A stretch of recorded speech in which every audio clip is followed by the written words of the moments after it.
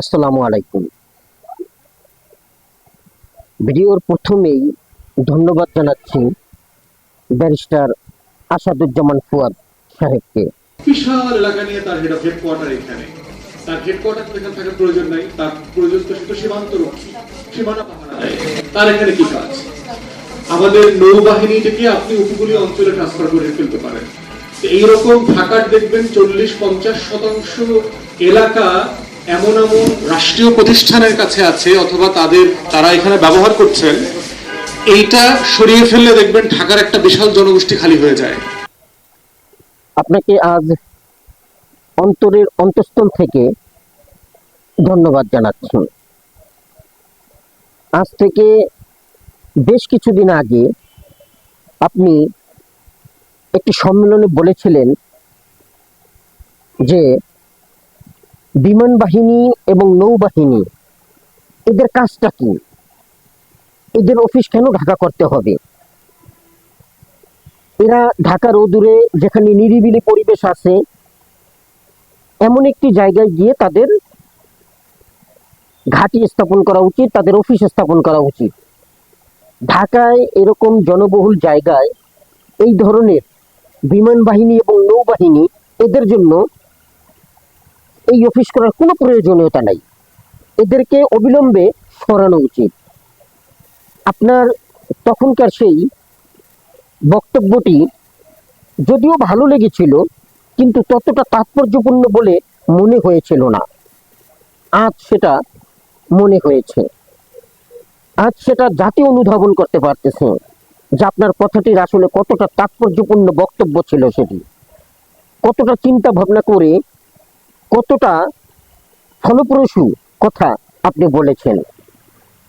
আজকে মাইলস্টোনে যে দুর্ঘটনাটি ঘটেছে, এই ঘটনাটির জন্য আপামর জনসাধারণ যারাই আছেন এবং বিশিষ্ট মহলের লোকজন সবাই একই কথাই বলতেছেন যে এইরকম একটি ঘনবসতিপূর্ণ এলাকায় এই বিমান বাহিনীর ঘাঁটির কি দরকার?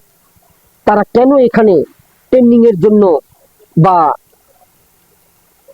তাদের কার্যকলাপ পরিচালনা করার জন্য, কার্যক্রম পরিচালনা করার জন্য এই ঢাকার মধ্যে ঘাঁটি স্থাপন করেছেন, অফিস স্থাপন করেছেন?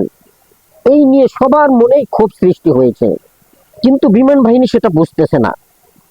কারণ আপনারা একটু ভালো করে ফলো করে দেখুন, জনসাধারণ যারা আছেন, আপামর জনসাধারণ প্লাস যারা বিশিষ্ট মহলের লোকজন আছেন, দেখুন গতকালকে এই দুর্ঘটনাটি ঘটেছে, অথচ আজ অবধি মৃতের সংখ্যা কতজন এটা সুস্পষ্টভাবে বিবরণ করা হচ্ছে না, সুস্পষ্টভাবে বলা হচ্ছে না, সরকারিভাবে এখনো ঘোষণা দেয়নি। কারণ কি? এটা বিমান বাহিনীর মান সম্মানের সাথে জড়িত এবং তারা সেই মাইলস্টোনে উৎসুক জনতাকে ফেরানোর উদ্দেশ্যে লাঠিপেটা পর্যন্ত করেছেন এবং তাদের দুর্ব্যবহারের শিকার অনেকেই হয়েছেন। এই আর্মির সৈনিকের যে দুর্ব্যবহারের শিকার অনেকেই হয়েছেন, এই নিয়েও অনেকে কমপ্লেন করেছেন। আসলে মধ্য কথা যে কথাটাই বলতে চাচ্ছি সেটা হচ্ছে সেই ব্যারিস্টার আসাদুজ্জামান ফুয়াদ সাহেবের সাথে একীভূত হয়ে কথাটা বলতে চাচ্ছি যে ঢাকার মতন এমন একটি ঘনবসতিপূর্ণ স্থানে বিমান বাহিনী এবং নৌবাহিনীর মতন অফিস বা কার্যক্রম পরিচালনা করার কোনো প্রকার প্রয়োজনীয়তাই নেই। এটি অবিলম্বেই অদূরে নিয়ে যাওয়া উচিত।